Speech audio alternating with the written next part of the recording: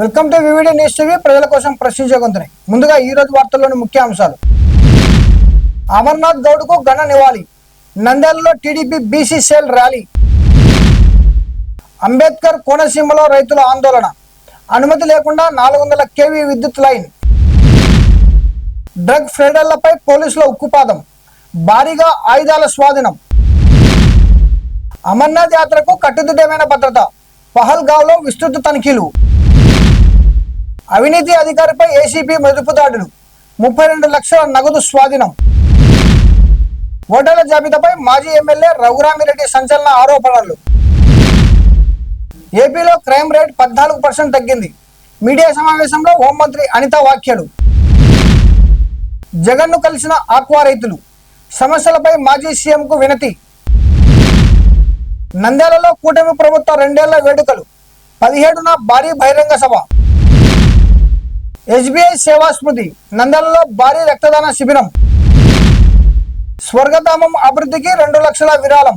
గొల్ల రాజేష్ ఉదారత. అమర్నాథ్ గౌడ్ హత్య జరిగి 3 ఏళ్లు పూర్తయిన సందర్భంగా నంద్యాలలో టీడీపీ బీసీ సెల్ ఆధ్వర్యంలో నివాళుల కార్యక్రమం నిర్వహించారు.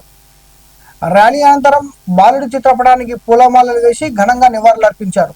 ఈ సందర్భంగా టీడీపీ జిల్లా ప్రధాన కార్యదర్శి ఎన్ఎండి ఫిరోజ్ మాట్లాడుతూ తన సోదరిని వేధించిన వైసీపీ నాయకులను ధైర్యంగా ఎదిరించి ప్రాణాలు అర్పించిన అమర్నాథ్ గౌడ్ త్యాగం స్ఫూర్తిదాయకమని అన్నారు. అమర్నాథ్ గౌడ్ కుటుంబానికి ప్రగాఢ సానుభూతి తెలియజేస్తూ ఆయన త్యాగాన్ని ఎప్పటికీ మరువబోమని పేర్కొన్నారు.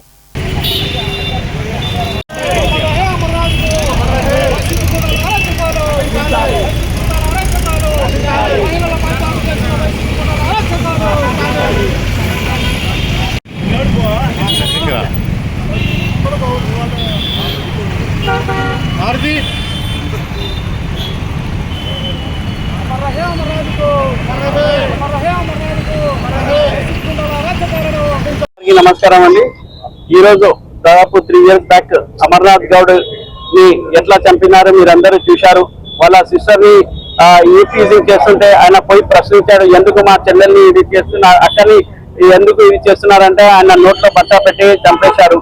ఈ రోజుకి కరెక్ట్ 3 years అవుతుంది. మీరు చూస్తున్నారు ఈ వైసీపీ అరాచకాలు. వాళ్ళ అపోజిషన్ లో ఉంటే కూడా ఇంకా వాళ్ళ ఏమంటే అహం తగ్గలేదు. సేమ్ మాటలు మళ్ళీ మేము వస్తే రప్ప రప్ప అని చెప్తామని మీరు ఒకటే చూస్తున్నారు. ఎట్లన్నా ప్రజలు వాళ్ళకి 11 seats కి వాళ్ళకి రిజల్ట్ ఇచ్చారు. ఇంకా ఈ టైం అది కూడా రాదు. ఎందుకంటే ప్రజలకి పక్కా తెలుసు ఎవరు డెవలప్మెంట్ చేస్తున్నారు, ఎవరు ఏ ప్రభుత్వం బాగుందని. దానికోసం నేను ఏం లేదు, అమర్నాథ్ గౌడ్ వాళ్ళ ఫ్యామిలీకి మా సంతూర్గా ఏమైనా సానుభూతి అని తెలుసుకుంటున్నారు. Thank you. అంబేద్కర్ కోనసీమ జిల్లాలో రైతుల అవినీతి లేకుండానే వ్యవసాయ భూములపై 400 kV విద్యుత్ లైన్ ఏర్పాటు చేస్తున్నారంటూ రైతులు ఆందోళన వ్యక్తం చేస్తున్నారు. ఈ లైన్ ద్వారా కంపెనీలు దీర్ఘకాలిక ఆదాయం పొందుతున్నప్పటికీ రైతులకు తగిన నష్టపరిహారం అందడం లేదని ఆరోపిస్తున్నారు. భూమి యజమానుల అనుమతి తీసుకుని న్యాయమైన పరిహారం చెల్లించాలని రైతులు డిమాండ్ చేస్తున్నారు. నమస్కారం అండి, నా పేరు మనోజ్, మా నాన్నగారి పేరు బాపట్ల శ్రీనివాసరావు. మేము అంబేద్కర్ కోనసీమ జిల్లా కొత్తపేట మండలం పల్లివేలు గ్రామం నుంచి మాట్లాడుతున్నాం. ఈరోజు 400 kV లైన్ వల్ల మేము చాలా లాస్ అవుతున్నాం. ఈ లైన్ వేస్తున్నట్టు రైతుకి కానీ ఎలాంటి సమాచారం ఇవ్వకుండా బలవంతంగా రైతు లేని టైంలో చూసి ఈ లైన్ అనేది వేస్తున్నారు. బలవంతంగా ఏమైనా అడిగితే పోలీసు వాళ్ళని తీసుకొని వచ్చి బలవంతంగా వేస్తామంటున్నారు తప్ప ఎలాంటి ఇన్ఫర్మేషన్ అనేది ఇవ్వట్లేదు. ఈ లైన్ ఏ లైన్ ఎంతవరకు వెళ్తున్నది ఏంటి అసలు రైతుకు అనేది ఇది అనేది ఎక్స్ప్లెయిన్ అనేది చేయలేదు. ఈ విషయం గురించి మేము కలెక్టర్ గారికి, తర్వాత ఆర్డీఓ గారికి అందరికీ మేము ఈ లెటర్ అనేది పోస్ట్పోన్ పెట్టాము. వాళ్ళు ఎలాంటి రెస్పాన్స్ ఇవ్వకుండా మేము మళ్ళీ ఏఈ గారికి మళ్ళీ రెస్పాన్స్ పెడితే రిటర్న్ వచ్చేసే పరిస్థితి వచ్చింది. ఇక్కడ మేము ఇప్పుడు మా నాన్నగారు మనం చూసుకోవాలంటే ఈ ల్యాండ్ ఒకటి దిక్కు. ఇప్పుడు దీన్ని కూడా వాళ్ళు బలవంతంగా లాగేసుకొని ఈ ల్యాండ్కి విలువ లేకుండా చేసి మా ఎడ్యుకేషన్ పరంగా దీనికి వ్యవసాయం పరంగా కూడా మాకు నష్టం చెల్లించారు. అలాంటిది నష్టపరిహారం కూడా సరిగా లేకుండా రైతుని ఒప్పించకుండా బలవంతంగా వేసే పరిస్థితి చూస్తున్నామండి. ఈ విషయంలో మాకు గవర్నమెంట్ నుంచి కూడా ఎలాంటి స్పందన అయితే లేదు, సహకారం కూడా లేదు. చూసుకున్నట్లయితే మేము చాలా నష్టపోతున్నాము. ఇదండి పరిస్థితి. ఎలా ఉంటే రైతులు ఎలా బ్రతకగలరు, వాళ్ళ ఫ్యామిలీని ఎలా పోషించుకోగలరు, దీని గురించి ఒకసారి ప్రజలందరూ ఒకసారి చూసి మాకు సపోర్ట్ చేస్తారని కోరుతున్నాము. నమస్తే.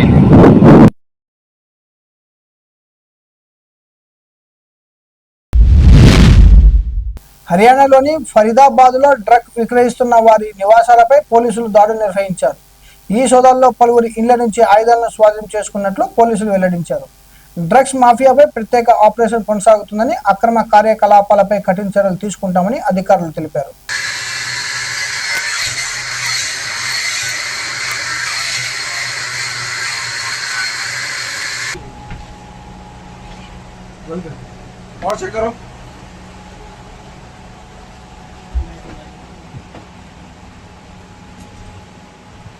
देखिए राउंड भी है कोई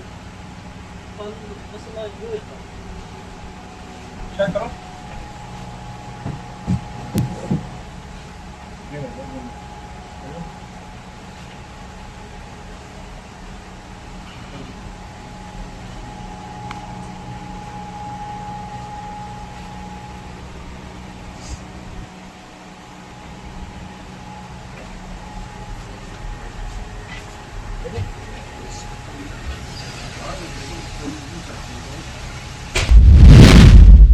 జమ్మూ కాశ్మీర్లోని పహల్గావ్ ప్రాంతంలో అమర్నాథ్ యాత్రకు ముందు భద్రతా ఏర్పాటును అనంతనాగ్ పోలీసులు మరింత కట్టుదిట్టం చేశారు.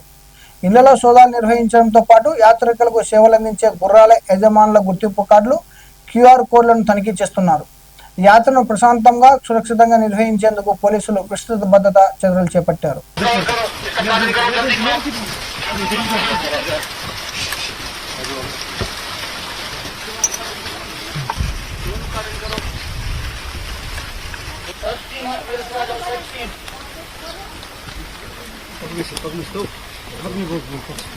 सर्च टीम आगे बढ़ेगी। सर्च टीम कोई अंदर जेट्स है अंदर कोई नहीं बैठ जाओ उधर बैठो आप साइड हो बैठ जाओ उधर बैठो अंदर है कोई जेंट्स और नहीं सर्च टीम अंदर घुसो शाबाश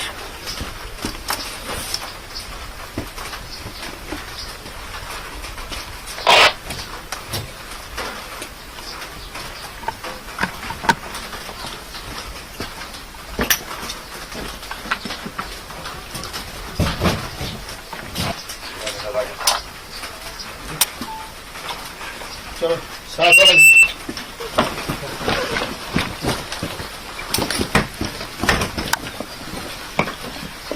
टीम आउटर कार्टन थोड़ा बाहर से पूरा अच्छा कवर दे दो। सर्च टीम 2 दूसरे घर की भी तलाशी ले लो। सर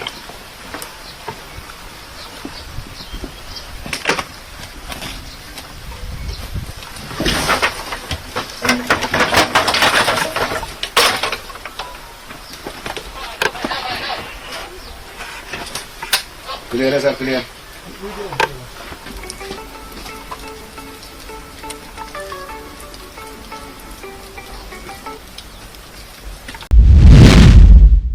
తెలంగాణలో అవినీతి అధికారులపై ఏసీబీ దాడులు కొనసాగుతున్నాయి.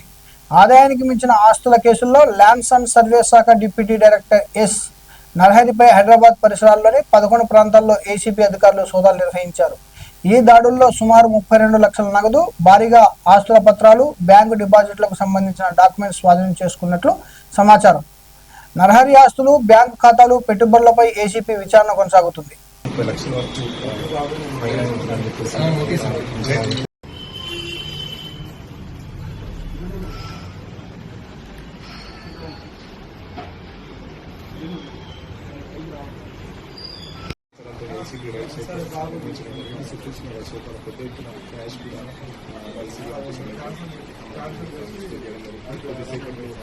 ఏసీకి సంబంధించిన ఆఫీసులు పూర్తి సమాచారం మీడియాకి అయితే అందిస్తున్నారు. సో ఇప్పటికీ కూడా లెక్కింపు అయితే జరుగుతుంది.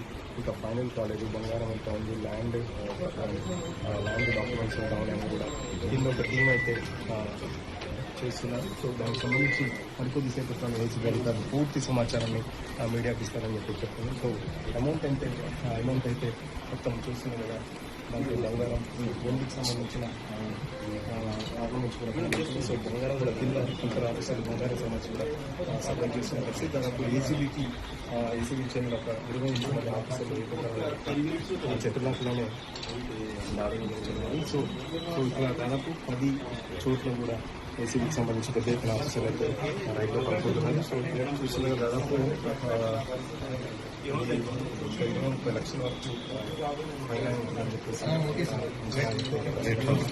సో 3-4 గంటల ప్రాంతంలో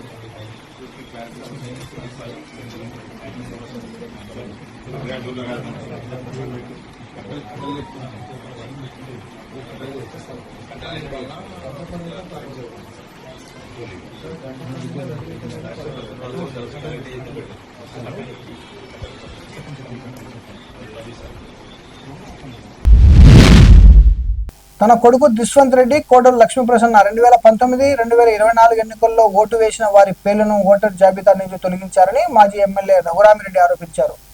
అర్హులైన ఓటర్ల పేర్లను తొలగించి కొత్త వారి పేర్లు చేర్చే కుట్ర జరుగుతుందని అన్నారు. ముఖ్యంగా వైసీపీ సానుభూతి పరుల ఓట్లను తొలగిస్తున్నారని ఆరోపించారు.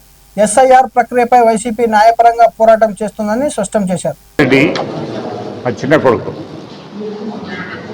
చిన్నప్పటి నుంచి కూడా చిన్న ఊళ్ళో ఉన్నాడు. ఎందుకంటే మా అత్త మామ దగ్గర వాళ్ళకి పిల్లలు లేరు కాబట్టి మా భార్యకు ఇదే ఉంటున్నాను. అక్కడ 2019లో ఓటు ఉంది, 24లో ఓటేసి మా అబ్బాయి దుష్యంత్ రెడ్డి వాళ్ళ భార్య లక్ష్మీప్రసన్న. ఇప్పుడు ఓటర్ లిస్ట్ చేసేసి వాళ్ళిద్దరి పేర్లు డిలీట్ చేసినారు. ఇది నిదర్శనం. డిలీటెడ్ అని స్టాంప్ కొట్టేసి మరి నక్కలేనిలో నాకు ఓటు లేకుండా చేసినారు, చిన్నగులలో మా కొడుకు కోడలకు ఓటు లేకుండా చేస్తున్నారు. అంటే ఏ రకంగా ఈ పరిపాలన జరుగుతుందో, ఏ రకంగా వీళ్ళు ఎన్నికల అధికారులు నిర్లక్ష్యంగా చేస్తున్నారు. ఇంతకంటే ఎవిడెన్స్ ఏమైనా కావాలన్నా చెప్పండి. ఇటువంటి కార్యక్రమాలు చేస్తూ ఉంటారు. మరి ఇంత దుర్మార్గంగా ఈ యొక్క కూటమి ప్రభుత్వం కక్ష సాధింపుతో ఏదో ఒక విధంగా వైఎస్ఆర్ కాంగ్రెస్ పార్టీ ఓటర్స్ను దెబ్బతీయాలా అనేటటువంటి తలంపుతో మరి ఇటువంటి ఎత్తులన్నీ వేస్తున్నారు. వాటన్నిటి కూడా ఏ పరిస్థితి మేము టార్గెట్ చేయము. ఖచ్చితంగా అర్హత కలిగినట్టు ప్రతి ఒక్కరు కూడా ఓటు చేర్పించడానికి అన్ని రకాల కృషి చేస్తాం. ఆంధ్రప్రదేశ్లో క్రైమ్ రేట్ను 14% మేర తగ్గించామని హోంమంత్రి వంగలపూడి అనిత తెలిపారు. రాష్ట్రంలో పోలీస్ శాఖ ఎంతో సానుకూల వాతావరణంలో పనిచేస్తుందని పేర్కొన్నారు. ముందస్తు అరెస్టులు, హౌస్ అరెస్టులు, అక్రమ అరెస్టులు లేవని, పోలీసులు తమ విధులను స్వేచ్ఛంగా నిర్వహిస్తున్నారని ఆమె అన్నారు. శాంతి భద్రతల పరిరక్షణలో ప్రభుత్వం కట్టుబడి ఉందని స్పష్టం చేశారు. సో పక్క నుంచి పోలీస్ వెల్ఫేర్ చూస్తూనే ఈరోజు పోలీస్ డిపార్ట్మెంట్ కూడా చాలా ఎఫెక్టివ్గా పనిచేసే సామర్థ్యాన్ని కూడా పెంచుకుంది.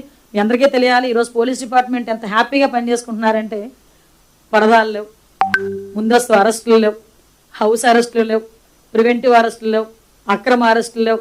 వాళ్ళ పని వాళ్ళు చేసుకుంటున్నారు, వాళ్ళ డ్యూటీస్ వాళ్ళు చేసుకుంటున్నారు ఎఫెక్టివ్గా. కాబట్టే పోలీస్ డిపార్ట్మెంట్లో ఇన్ని రిఫార్మ్స్ తీసుకురాగలిగి ఈరోజు లా అండ్ ఆర్డర్ విషయంలోని కూడా క్రైమ్ రేట్ని దగ్గర 14%కి తగ్గించగలిగామంటే మీ అందరి సపోర్టు, పోలీస్ డిపార్ట్మెంట్, అదేవిధంగా పబ్లిక్ సపోర్టుతో మా పోలీస్ డిపార్ట్మెంట్ చేస్తున్న ఒక ఘన విజయం కింద భావించి వీళ్ళందరినీ కూడా ఈ వేదిక మీద అప్రిషియేట్ చేస్తూ వాళ్ళందరినీ కూడా అభినందిస్తూ రాబోయే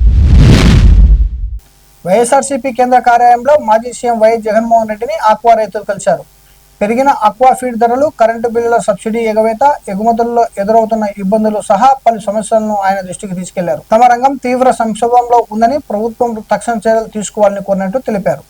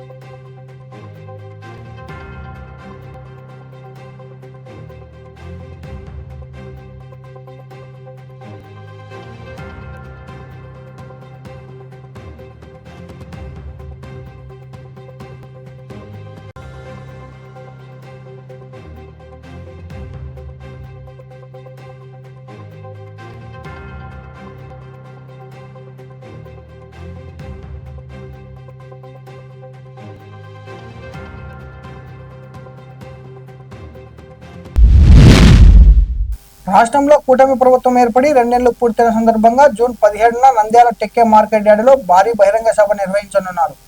సభ ఏర్పాటును టీడీపీ జిల్లా ప్రధాన కార్యదర్శి ఎన్ఎండి ఫిరోజ్ పరిశీలించారు. ప్రభుత్వం అమలు చేసిన అభివృద్ధి సంక్షేమ కార్యక్రమాలను ప్రజలకు వివరించేందుకు ఈ సభ నిర్వహిస్తున్నట్లు తెలిపారు. పార్టీ నాయకులు, కార్యకర్తలు, కూటమి అభిమానులు భారీ సంఖ్యలో పాల్గొని సభను విజయవంతం చేయాలని పిలుపునిచ్చారు.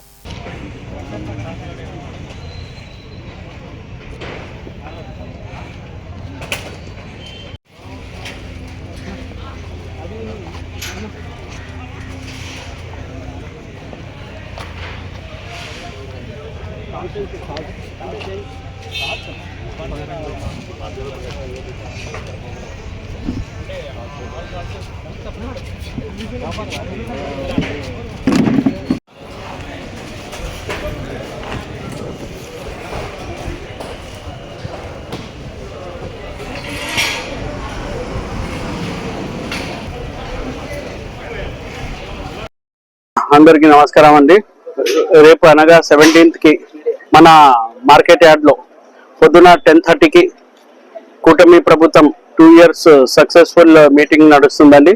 ఇక్కడ గవర్నమెంట్ తరపు ఈ మీటింగ్ పెట్టారండి. నేను కోరేది ఏమంటే మన తెలుగుదేశం కార్యకర్తలు, లీడర్లు, మాజీ సర్పంచ్లు, ఎక్స్ కౌన్సిలర్లు అందరూ వచ్చి ఈ ప్రోగ్రామ్ ని మీరందరూ సక్సెస్ఫుల్ చేయాలని కోరుకుంటూ ఇంకా వచ్చే 3 years లో మనం ఎట్లా డెవలప్మెంట్ చేస్తాం అని చెప్పి అట్లానే మన స్టాల్స్ కూడా ఉన్నాయండి. స్టాల్స్ లో కూడా 2 years లో మేము అభివృద్ధి చేశామో అదంతా చూపిస్తారని కోరుకుంటూ ఖచ్చితంగా మీరందరూ దీంట్లో పార్టిసిపేట్ అయ్యి సక్సెస్ చేయాలని కోరుకుంటాం. థ్యాంక్ యూ అండి. జై హింద్, జై తెలుగుదేశం. నంద్యాల శ్రీనివాస్ సెంటర్లోని ఎస్బీఐ మెయిన్ బ్రాంచ్ ఆవరణలో స్టేట్ బ్యాంక్ ఆఫ్ ఇండియా ఆవిర్భావ దినోత్సవం సందర్భంగా రక్తదాన శిబిరం నిర్వహించారు. SBI regional manager T Rammurthyraju, bank సిబ్బంది రక్తదానంలో పాల్గొన్నారు. రెడ్ క్రాస్ సొసైటీ సహకారంతో నిర్వహించిన ఈ శిబిరంలో పలువురు స్వచ్ఛందంగా రక్తదానం చేశారు. సామాజిక సేవా కార్యక్రమాలను భవిష్యత్తులో మరింత విస్తృతంగా నిర్వహిస్తామని ఎస్బీఐ అధికారులు తెలిపారు.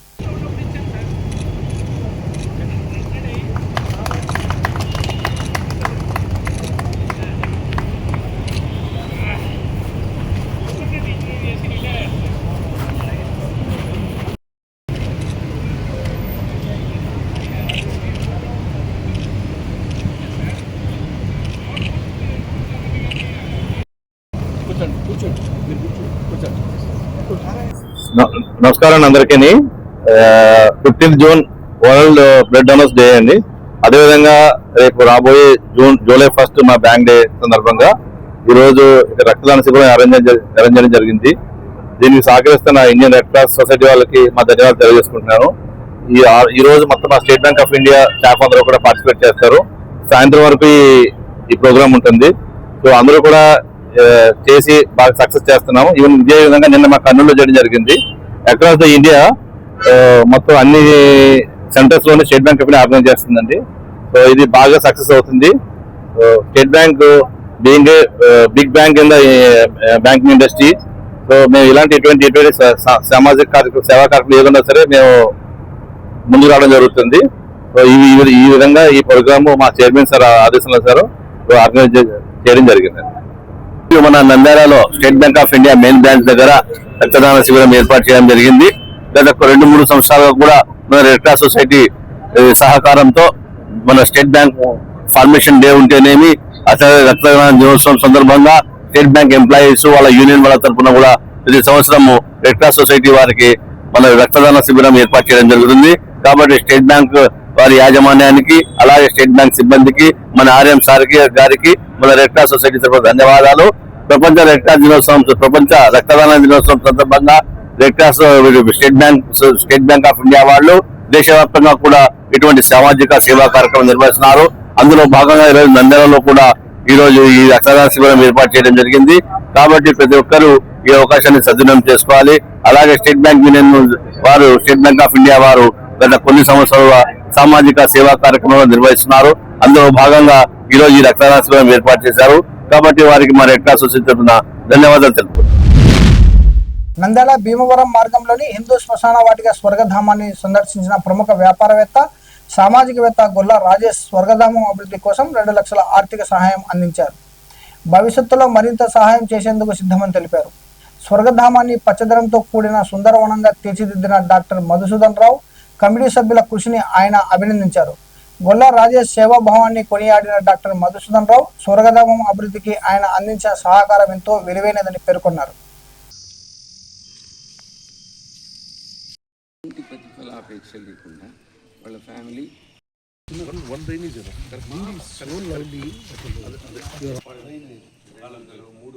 ఎంతో ఇక్కడ ఒక చిన్న ఇప్పుడు మీరు ప్లాన్ వేయించినాను రేపు ఒక ఆర్టిస్ట్ 2 గేట్లు మీరు ఆ గేట్లో కర్మకాండలు పూజా గదులు ఆ గేట్లోంచి లోపల పోయినాం పూడికల స్థలము అక్కడ దహన వేదికలు ఎల్పిజి గ్యాస్ వాటర్ ట్యాంకు వైకుంఠరథం షెడ్డు ఫ్రీజర్ బాక్సు సేవకుల నివాస గృహాలు పివి నగర్ వాసులకు మనము ప్రతిరోజు ఉదయం ఫ్రీ మినరల్ వాటర్ ఇక్కడ పివి నగర్ వాళ్ళకు మనము ఫ్రీగా మినరల్ వాటర్ డ్రింకింగ్ వాటర్ లేకపోతే అది పాస్ట్ ఫ్యూ ఇయర్స్ ఇస్తున్నాం. ఇది బయటకు వచ్చే దారి కావాల్సినంత మనకు ఉంది.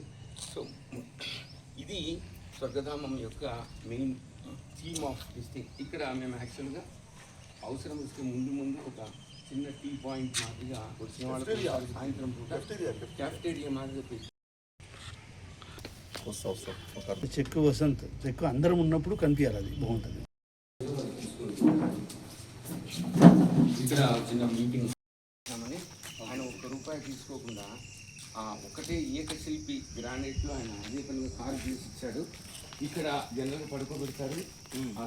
అక్కడి నుంచి ఈరోజు స్వర్గధామము విజిట్ చేయడం జరిగింది. ఇది చూసిన తర్వాత డాక్టర్ గారిని ఎన్ని పొగడ్తల్లో పొగిడినా కూడా చాలా తక్కువ. ఎందుకంటే ఇక్కడ వచ్చిన తర్వాత మనం పుట్టుకను ఎంత సెలబ్రేట్ చేసుకుంటామో అదేవిధంగా ఏ మనిషికైనా చావు అనేది నిత్యం, అది సత్యం. దానికి కూడా ఒక సెలబ్రేట్ లాగా ఒక కన్వీనియంట్గా వీలు చేసే విధంగా చేసినందుకు డాక్టర్ గారికి మనస్ఫూర్తిగా నా కృతజ్ఞతలు. అందరికీ నమస్కారం. నంద్యాల హిందూ శ్మశాన వాటిక స్వర్గధామానికి ఈరోజు రాజేష్ గారు వచ్చి ఇక్కడ అన్నీ సందర్శించి మనిషి యొక్క 3 దశల్లో జననం, జీవనం, మరణం. జననం పుట్టుకను ఎంత చక్కగా మనం సెలబ్రేట్ చేసుకుంటామో ఆ దేవునిలో పంచభూతాలతో ఐక్యమైపోయి స్వర్గానికి పోవడం కూడా గౌరవప్రదమైన పచ్చదనంతో కూడిన ఆహ్లాదకరంగా ఉండాలన్న ఉద్దేశంతోనే మేము ఈ స్వర్గధారాన్ని పచ్చదనంతో చేశాం. ఈ స్వర్గధామం అభివృద్ధికి రాజేష్ గారు ఈరోజు తన వంతు మొదటి సహాయంగా ₹2 లక్షల చెక్ ఇచ్చారు. నిజంగా మా స్వర్గధామం సభ్యులందరం కూడా ఆయనకు ఖచ్చితంగా మేము రుణపడి ఉంటాము. ఇంకా ఈ స్వర్గధామం అభివృద్ధికి మా వంతుగా ముఖ్యంగా మాకు కావాల్సినవి ఇంకా కొన్ని అవసరాలు ఉన్నాయి. అత్యంత అవసరమైన ప్రాముఖ్యత కలిగినవి. ఆ అంశాలను కూడా రాజేష్ గారి దృష్టికి తీసుకొని వెళ్ళి దీని అభివృద్ధికి తోడ్పడాలని కోరుతున్నాము. స్వర్గధామం సేవకుల అందరి మనస్సులలో నుంచి మీకు ధన్యవాదాలు తెలుపుకుంటున్నాను. మరిన్ని అప్డేట్ కోసం చూస్తూనే ఉండండి వివిడి న్యూస్ టీవీ, ప్రజల కోసం ప్రశ్నించే గొంతునే.